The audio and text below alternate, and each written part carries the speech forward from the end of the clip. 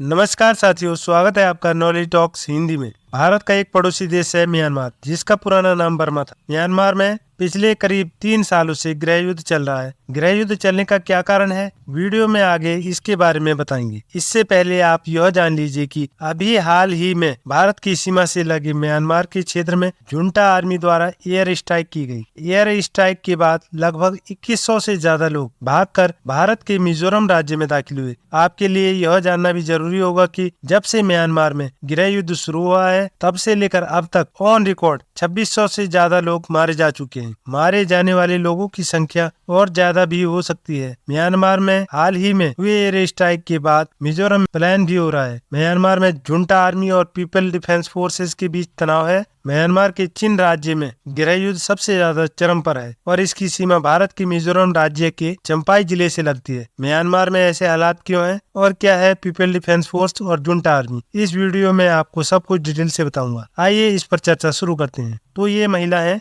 आंग सान सू और पुरुष है म्यांमार के चुनाव में जीते हुए राष्ट्रपति विन मिंट। अब बात करते हैं 1 फरवरी 2021 की, जब म्यांमार की लोकप्रिय नेता व पर्यवेक्षक आंग सान सू और राष्ट्रपति विन मिंट समेत कई नेताओं को जुंटा आर्मी ने गिरफ्तार कर लिया था। दरअसल बात शुरू होती है नवंबर 2020 से, जब म्यांमार के आम चुनाव हुए थे। आम चुनाव के परिणामों में आंग सान सू की पार्टी ने दोनों सदनों में 396 सीटें जीती थी, जबकि विपक्ष की यूएसडी पार्टी यानी union solidarity and development party ने दोनों सदनों में सिर्फ 33 सीटें ही जीती। चुनाव के परिणाम जुंटा आर्मी की सोच के विपरीत थे। जुंटा आर्मी को पड़ोसी देश चाइना का पूर्ण समर्थन और वित्तीय सहायता मिल रही थी। दरअसल इसके पीछे चाइना की विस्तारवादी नीति, जैसे चाइना भारत के उत्तर में China Pakistan belt and road corridor से अरब सागर में अपनी पकड़ बनाना चाहता है, उसी तरह भारत के पूर्व में चाइना म्यांमार से होकर China Myanmar belt and road corridor के द्वारा बंगाल की खाड़ी में भी अपनी पकड़ बनाना चाहता है। यह चीन की विस्तारवादी नीति का हिस्सा है। लेकिन अब हम फिर से लौटते हैं म्यांमार मुद्दे पर। तो म्यांमार में चुनाव परिणामों के बाद जुंटा आर्मी ने आंग सान सू की पार्टी पर सवाल उठाने शुरू कर दिए थे। 1 फरवरी 2021 के बाद आर्मी प्रमुख जनरल मिंग आंग हालिंग ने खुद को देश का प्रधानमंत्री घोषित कर दिया था और तब ही सेना ने म्यांमार में 2 साल की इमरजेंसी की घोषणा कर दी थी। इसके कुछ महीने बाद से ही सरकार द्वारा गठित पीडीएफ और जुंटा आर्मी के बीच तनातनी है। आपके लिए यह जानना भी जरूरी होगा कि पीडीएफ और जुंटा आर्मी क्या है। पहले बात करते हैं पीडीएफ यानी पीपल डिफेंस फोर्स की। तो म्यांमार में लोकतंत्र समर्थक कार्यकर्ता और नौजवानों का समूह नेशनल यूनिटी गवर्नमेंट ने हालातों को देखते हुए 5 मई 2021 को पीडीएफ का गठन किया।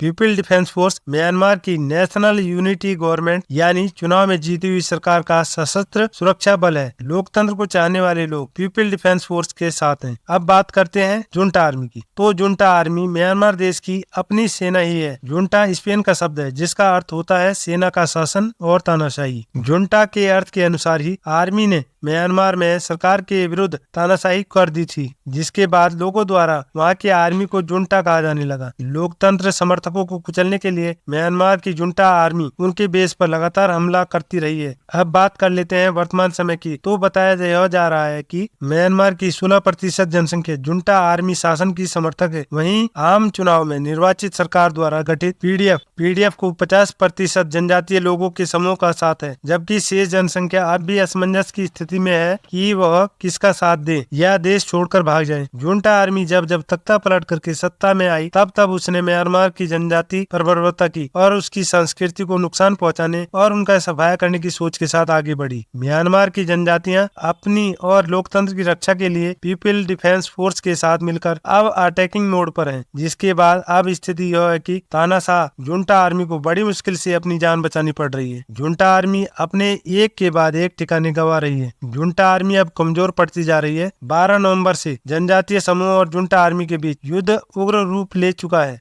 इस मुद्दे से अपने देश भारत पर क्या असर पड़ेगा, आइए इस पर नजर भी डाल लेते हैं। दरअसल भारतीय राज्य मिजोरम के 6 जिले सियाहा, शेरछिप, हनाथियाल, लांगटलाई, चम्फाई और सैतुअल हैं, जिनकी म्यांमार के चीन राज्य के साथ 510 किलोमीटर लंबी सीमा लगती है। म्यांमार के लोगों ने भारत के मिजोरम राज्य की सीमा में पहली बार फरवरी 2021 में शरण लेनी शुरू की थी। गृह युद्ध के दौरान अब तक 31,275 नागरिक मिजोरम राज्य के अलग अलग स्थानों पर शरण लेकर रह रहे हैं। उनमें से अधिकांश राहत शिविरों में रहते हैं। अब मिजोरम सरकार शरणार्थियों को लेकर अलर्ट मोड पर है। हालांकि अगर म्यांमार में गृह युद्ध के हालात और भी खराब होते हैं तब म्यांमार से और अधिक शरणार्थियों के भारत में पलायन को लेकर आपका क्या मानना है? कमेंट करके जरूर बताएं। वीडियो को लाइक करना और चैनल को सब्सक्राइब करना